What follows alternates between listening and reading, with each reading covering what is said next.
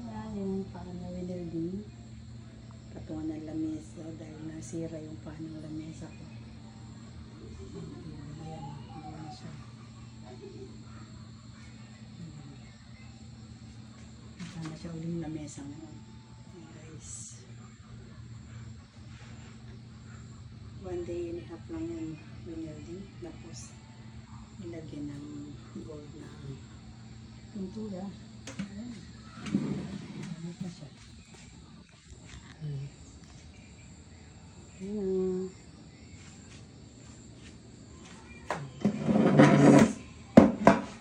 yung aking loader. 6-seater siya. Meron pa yun tapos sa round table lang. Sa ibabaw nalagyan pa. Hindi naman pa ng patong. Thank you for watching. Bye.